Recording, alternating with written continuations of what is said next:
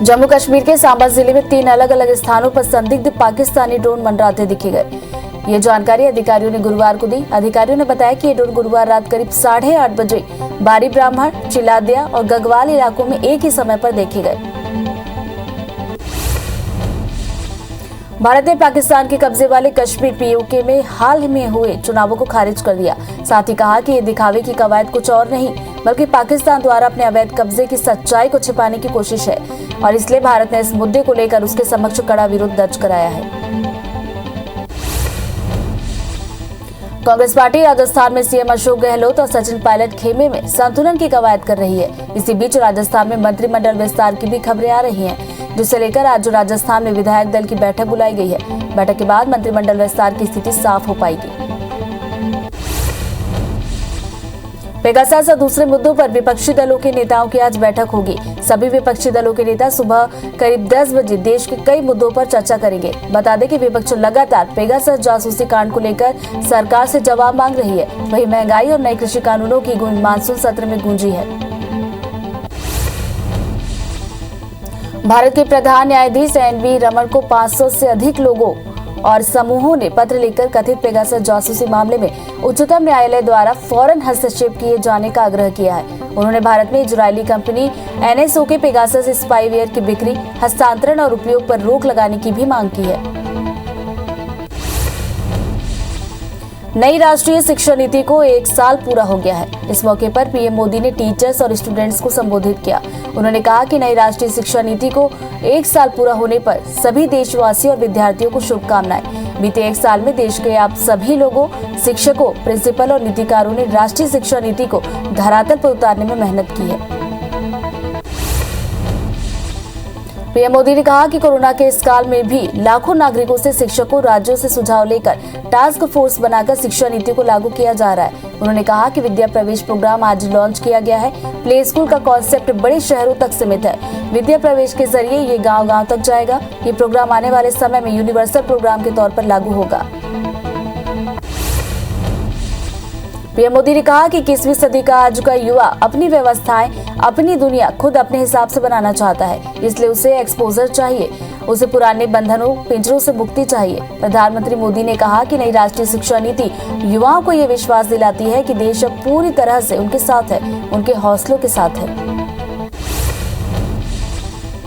देश में medical education के क्षेत्र में केंद्र सरकार ने ऐतिहासिक निर्णय लिया है। ऑल इंडिया कोटे के तहत under graduate, post graduate, medical और डेंटल शिक्षा में ओबीसी वर्ग के छात्रों को 27% और ईडब्ल्यूएस के छात्रों को 10% आरक्षण दिया जाएगा। इस निर्णय से मेडिकल और डेंटल शिक्षा में प्रवेश के लिए ओबीसी और आर्थिक रूप से कमजोर वर्ग के आने वाले 5,550 छात्र लाभान्वित होने वाले हैं। सीएम योगी आदित्यनाथ विधानसभा चुनाव की तैयारियों में जुट गए। मुख्यमंत्री योगी आदित्यनाथ ने बीजेपी कार्यकर्ताओं से राज्य में आगामी विधानसभा चुनाव की तैयारियों में युद्ध स्तर पर जुटने का आह्वान किया।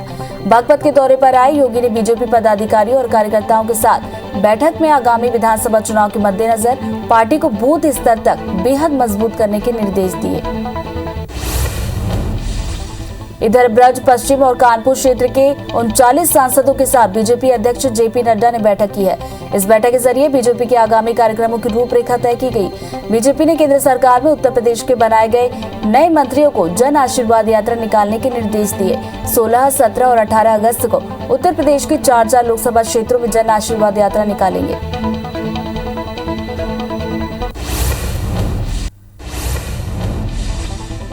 फ्रांस के साथ अत्याधुनिक लड़ाकू विमान राफेल डील पर कांग्रेस नेता राहुल गांधी ने एक बार फिर से सवाल उठाते हुए इसमें काफी भ्रष्टाचार होने का आरोप लगाया। राहुल गांधी ने ट्वीट करते हुए कहा कि राफेल सौदे में काफी भ्रष्टाचार हुआ है। पश्चिम बंगाल के सीएम ममता बनर्जी ने केंद्रीय मंत्री नितिन गडकरी से मुलाकात की। इसके बाद उन्होंने बताया कि ट्रांसपोर्ट और रोड कनेक्टिविटी के बारे में चर्चा हुई है। हमारे राज्य की सीमा बांग्लादेश, नेपाल और भूटान से है। उत्तर पूर्व का भी गेटवे है।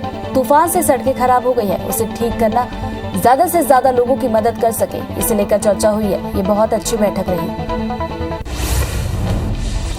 राज कुंद्रा की जमानत पर सुनवाई शनिवार तक के लिए टाल दी गई है। कुंद्रा के वकील ने राज को अवैध तरीके से गिरफ्तार करने का आरोप लगाया और अंतरिम राहत देने की मांग की है, लेकिन कोर्ट ने शनिवार तक के लिए इस मामले की सुनवाई को टाल दिया है।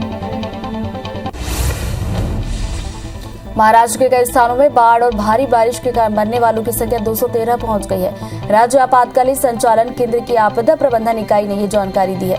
रायगढ़, रत्नागिरी समेत कई जिलों में भारी बारिश हुई है, जिससे सैकड़ों परिवार बेघर हो चुके हैं। श्रीलंका ने भारत को आखिरी टी20 मैच में 7 विकेट से हरा दिया। इसी के साथ श्रीलंका ने 3 मैचों की टी20 सीरीज भी 2-1 से अपने नाम कर ली। श्रीलंकाई टीम की भारत के खिलाफ पहली बार टी20 सीरीज जीती है। इससे पहले 7 सीरीज में से भारत ने 6 जीती है। भारत ने पहले बल्लेबाजी करते हुए सिर्फ 81 रन ही बनाए, तो वहीं श्रीलंका ने 3 विकेट पर 82 रन बनाकर ये मैच अपने नाम किया। दुनिया भर में कोरोना के मामले 19 करोड़ 73 लाख को पार कर गए। वहीं कोरोना से मौत का आंकड़ा 42 लाख 13 हजार को पार कर गया। दुनिया भर के 17 करोड़ 84 लाख से ज्यादा मरीज कोरोना को हराकर स्वस्थ हो चुके हैं। वहीं दुनिया भर में एक्टिव मामले 1 करोड़ 46 लाख के पार पहुंच गए। हालांकि कोरोना के डेल्टा प्लस वेरिएंट ने कई देशों में चिंताएं बढ़ा दी हैं। देश में एक दिन में कोरोना के 44,667 नए केस से कुल आंकड़ा 3 करोड़ 15 लाख के पार पहुंच गया। वहीं 549 नई मौत से अब तक 4,23,000 से ज्यादा मरीजों की मौत हो चुकी है। पिछले 24 घंटे में 42,107 मरीजों के डिस्चार्ज होने से कुल आंकड़ा 3 करोड़ 7,36,000 को पार कर गया। वहीं एक्टिव मरीजों की संख्या 3,99,000 के पार पहुंच गई है। मध्य प्रदेश में 18 नए केस के साथ अब तक 7,91,796 मरीज मिले हैं। वहीं मौत का कुल आंकड़ा 10,513 हो गया है। प्रदेश में 18 मरीजों के डिस्चार्ज होने से कुल आंकड़ा 7,81,153 पहुंच गया। राज्य में एक्टिव मरीजों की संख्या घटकर 130 पहुंच गई है। प्रदेश में कोरोना की तीसरी लहर से बचने के लिए सारे उपाय किए जा रहे हैं। छत्तीसगढ़ में कोरोना के 130 नए केस से कुल आंकड़ा 10,01,781 पर पहुंच गया। वहीं एक भी मौत नहीं होने से अब तक 13,520 मरीज अपनी जान गंवा चुके हैं। 270 मरीजों के डिस्चार्ज होने से कुल आंकड़ा 9,86,175 हो गया। वहीं एक्टिव मरीजों की संख्या घटकर 2,086 हो गई है। राजधानी रायपुर में 5 और जांजगीर में 14 नए मरीज मिले।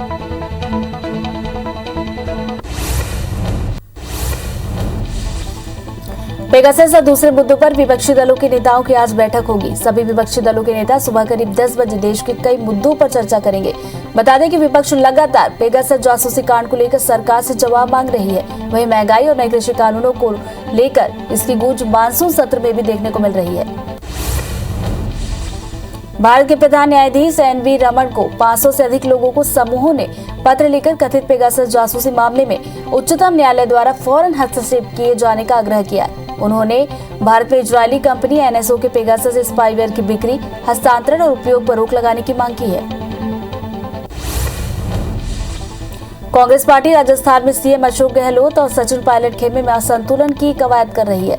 इसी बीच राजस्थान में मंत्रिमंडल विस्तार की भी खबरें आ रही हैं, जिसे लेकर आज राजस्थान में विधायक दल की बैठक बुलाई गई है।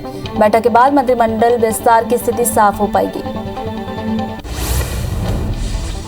नई राष्ट्रीय शिक्षा नीति को 1 साल पूरा हो गया है। इस मौके पर पीएम मोदी ने टीचर्स और स्टूडेंट्स को संबोधित किया। उन्होंने कहा कि नई राष्ट्रीय शिक्षा नीति को 1 साल पूरा होने पर सभी देशवासियों और विद्यार्थियों को शुभकामनाएं। बीते 1 साल में देश के आप सभी लोगों, शिक्षकों व प्रिंसिपल और नीतिकारों ने राष्ट्रीय शिक्षा नीति को धरातल पर उतारने में मेहनत की है।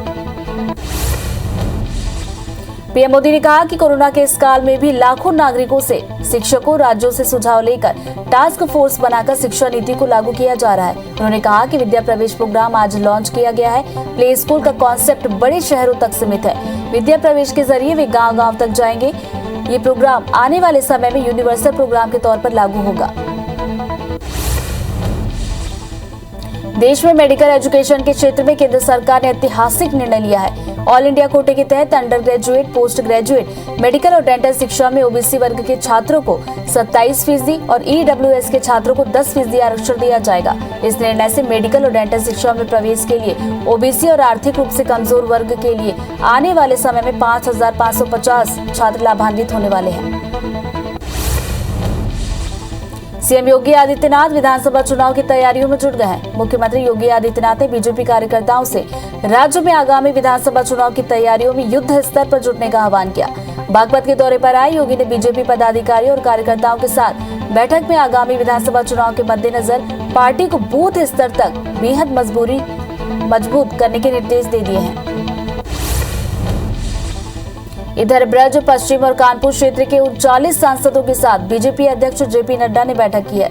इस बैठक के जरिए बीजेपी के आगामी कार्यक्रमों की रूपरेखा तय की गई। बीजेपी ने केंद्र सरकार में उत्तर प्रदेश के बनाए गए मंत्रियों को जन आशीर्वाद यात्रा निकालने के निर्देश दिए हैं। 16, 17 और 18 अगस्त को उत्तर प्रदेश की 4 लोकसभा क्षेत्रों में जन आशीर्वाद यात्रा निकाली जाएगी। फ्रांस के साथ अत्याधुनिक लड़ाकू विमान राफेल डील पर कांग्रेस नेता राहुल गांधी ने एक बार फिर से सवाल उठाते हुए इसमें भ्रष्टाचार होने का आरोप लगाया। राहुल गांधी ने ट्वीट करते हुए कहा कि राफेल सौदे में भ्रष्टाचार हुआ है। पश्चिम बंगाल की सीएम ममता बनर्जी ने केंद्रीय मंत्री नितिन गडकरी से मुलाकात की। इसके बाद उन्होंने बताया कि ट्रांसपोर्ट और रोड कनेक्टिविटी के बारे में चर्चा हुई है। हमारे राज्य की सीमा बांग्लादेश, नेपाल और भूटान से है। उत्तर पूर्व का भी गेटवे है। तूफान से सड़कें खराब हो गई हैं। उसे ठीक करना ज्यादा से ज्यादा लोगों की मदद कर सके, इसे लेकर चर्चा हुई। ये बहुत अच्छी बैठक रही। जम्मू कश्मीर के सांबा जिले में 3 अलग अलग स्थानों पर संदिग्ध पाकिस्तानी ड्रोन मंडराते हुए दिखा। ये जानकारी अधिकारियों ने गुरुवार को दी है। अधिकारियों ने बताया कि ये ड्रोन गुरुवार रात करीब 8:30 बजे बारी ब्राह्मण, चिलादिया और गगवाल इलाकों में एक ही समय पर देखे गए। भारत ने पाकिस्तान के कब्जे वाले कश्मीर पीओके में हाल ही में हुए चुनावों को खारिज कर दिया। साथ ही कहा कि ये दिखावे की कवायद कुछ और नहीं बल्कि पाकिस्तान द्वारा अपने अवैध कब्जे की सच्चाई को छिपाने की कोशिश है और इसलिए भारत ने इस मुद्दे को लेकर उसके समक्ष कड़ा विरोध दर्ज कराया। राजकुंद्रा की जमानत पर सुनवाई शनिवार तक के लिए टाल दी गई है। कुंद्रा के वकील ने राज को अवैध तरीके से गिरफ्तार करने का आरोप लगाया और अंतरिम राहत देने की मांग की है, लेकिन कोर्ट ने शनिवार तक के लिए इस मामले की सुनवाई को टाल दिया है। महाराष्ट्र के कई स्थानों में बाढ़ और भारी बारिश के कारण मरने वालों की संख्या 213 पहुंच गई है। राज्य आपातकालीन संचालन केंद्र की आपदा प्रबंधन इकाई ने ये जानकारी दी है। रायगढ़, रत्नागिरी समेत कई जिलों में बारिश की आफत आई है, जिससे सैकड़ों परिवार बेघर हो चुके हैं। जम्मू कश्मीर समेत पहाड़ी राज्यों में लगातार हो रही बारिश से आवागमन भी प्रभावित हुआ है। बारिश के चलते Manali Leh national highway number 3 में लंबा जाम लग गया। बता दें कि बारिश के चलते कई इलाकों में बादल फटने से भी भारी जनहानि हुई है। राजधानी दिल्ली में पिछले 5 दिनों से बारिश का दौर जारी है, जिसके चलते नदी नाले भी उफान पर है। वहीं दिल्ली के पास से गुजरी यमुना नदी का जलस्तर भी बढ़ने लगा है। लगातार हो रही बारिश से जनजीवन पूरी तरह प्रभावित है। देश की राजधानी दिल्ली के लिए मौसम विभाग ने ऑरेंज अलर्ट जारी कर दिया है। मौसम विभाग की ओर से कहा गया है कि आज भी दिल्ली में भारी बारिश होने की संभावना है।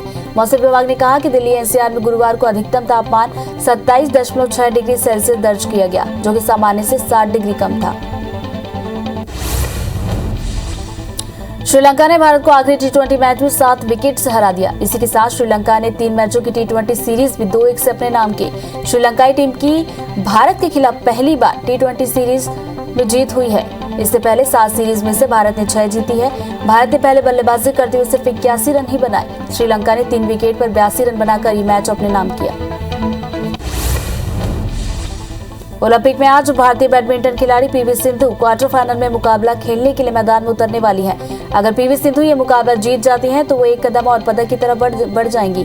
भारत की उम्मीद पीवी सिंधु पर टिकी हुई है। उनका मुकाबला दोपहर 12 बजे शुरू होगा।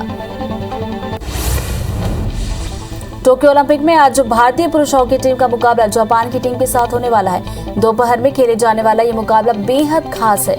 अगर भारत ये मुकाबला जीतता है तो हॉकी में भारत से पदक की उम्मीद पक्की हो सकती है। टोक्यो ओलंपिक में आज तीरंदाजी में दीपिका कुमारी ने रूस के खिलाड़ी को हराकर क्वार्टर फाइनल में जगह बनाई है। अब उनका मुकाबला कोरिया के खिलाड़ी से होगा। अगर दीपिका ये मुकाबला जीत जाती हैं तो उनका मेडल पक्का है।